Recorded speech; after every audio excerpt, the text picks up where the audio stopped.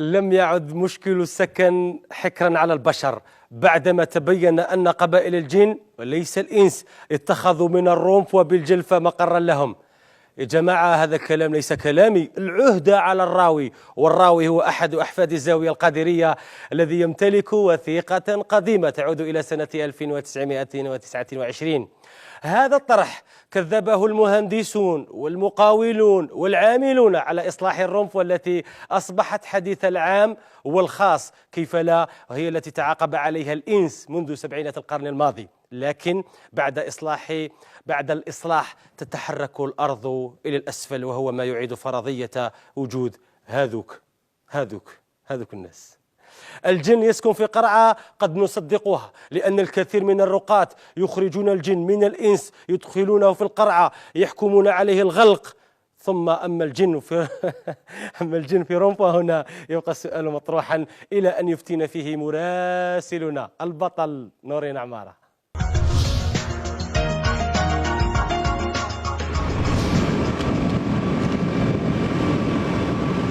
اجتمع الإنس 38 مرة لإصلاح محول الطريق أو ما يعرف بالرمح والذي نقف عليه الآن، لكن دون جدوى. فرغم تعاقب المقاولين بخطط تقنية لحل المشكل، إلا أن الإصلاحات باءت كلها بالفشل.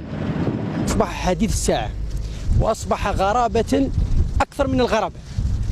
علاه؟ لأنه إحنا السبب ما فهمناش. هذا مفترق طرق حكاونا عليه اللي قبلنا، وزدنا احنا عايشنا هذه الغرابه، انه المفترق الطرق الوحيد، ربما الوحيد على مستوى الوطن، لانه يتخدم ويعاود يطيح. علاه؟ درك ما فهمناش. هذه الوثيقة تعود إلى العام 1929، لها تفسير لما يحدث في هذه الرومبوا، فهي تتحدث عن وجود عالم الجن الذي اتخذ تحت هذه الأرض مسكنا له، وهو ما يؤكده أحد أحفاد الزاوية القادرية بالجلفة.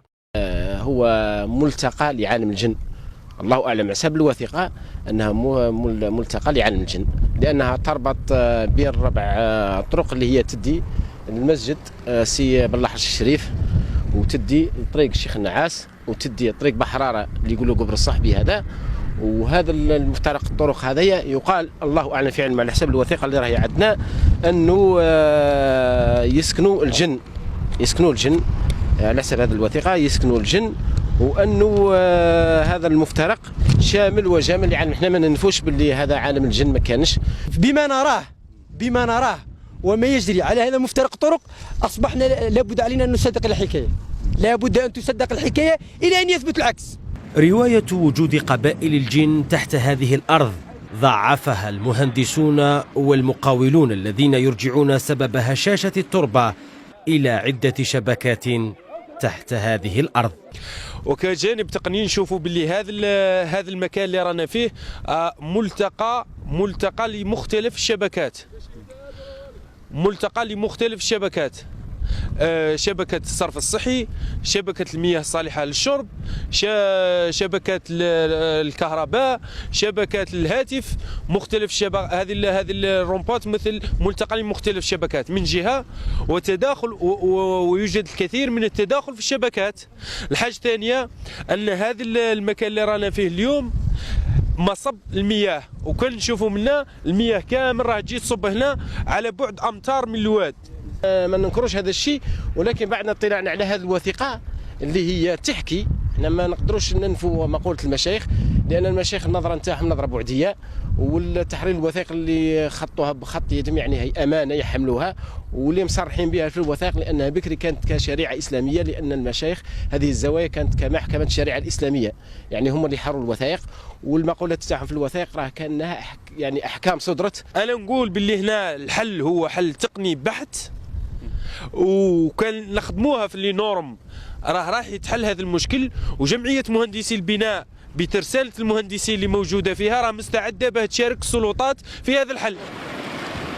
الغش الذي يتصف به غالبية المقاولين الذين تعاقبوا على إصلاح الرومبوا منذ سبعينات القرن الماضي أحد الأسباب المهمة التي لم تجب على استفهاماتهم. هنا مثلا يشرع هذا المقاول في إعادة الحفر ليس بحثا عن قبائل الجن كما يزعمون، بل لإصلاح ما أفسده سابقه. كل مقاول يجينا لهذا المفترق الطرق يعطينا وعود بأنه آخر مرة راح يسقط في هذا المفترق الطرق، بعد مباشرة سقوط وتهاطل الأمطار لكميات قليلة يعاود يطيح هذا المفترق الطرق وتعاود الغرابة تاع السكان. السؤال المطروح هل الجزائر لا تملك مهندسين أكفاء يقدروا يخدمون رومبوا مفترق طرق في هذا الحي؟ تصريحات المواطنين نؤكدها نحن بالصورة. هنا وقفنا قبل 3 سنوات لكن المشهد واحد، فبين إعادة تهيئة وأخرى لهذه الرومبوا هناك تهيئة بينهما، ولكم أن تتخيلوا عدد الترميمات بعدد الشهور وعدد السنين. يا خويا احنا رانا عندنا ملي شفينا لها كما راها، ملي شفينا لها وحنا رانا نخدموا هنا الطاكسي، ملي شفينا لها كما راها ما عرفناش منين. قالوا كيصب المطر كي طيح المطر تسكر. البارح واحد سلكناه منه لصق هنا مورا البارح، والبارح واحد من هي لصق. في رايك هل يمكن للجن ان تسكن في مفترق الطرق؟ لماذا لم تختار اماكن جميله مثلا في فرنسا؟ يا اخي كريم، اخي الكريم، الجن يسكن في كل مكان. ما عندهمش اللي تختار لي دوله، قول لي فرنسا ولا تقول لي امريكا، كما تشوف باللي راهم يعني يروحوا لمقامات كبيره يسكنوا فيها وراهم ما يروحوش لبلاصه نظيفه ويخيروا قال الواد ويخيروا قال هذه الطرق ويفسدوا ويكسروا. احنا الجن هذا طوائف من الجن يسكنوا في كل بلاصه. هذا هو مفترق الطرق الذي طرح الكثير من علامات الاستفهام. هناك من يقول ان عالم الجن منعه من الاصلاح، وهناك من يقول أن المهندسين فشلوا في إنجاز هذا المشروع. إذا كان السبب تقنيا فالمطلوب تخصيص المصالح الولائية بالجلفة مهندسين أكفاء لوضع خطة تحويل مختلف الشبكات للتخلص من المشكل. وإذا صحت فرضية وجود قبائل الجن فالأفضل إحضار مجموعة كبيرة من الرقاة المعروفين في الجزائر إلى هذا المكان لإخراج شمهروش وجمهروش وعائلتهما وباقي أنواع الجن من أحمر وأزرق وأسود. نورين عمارة لبرنامج مراسلون.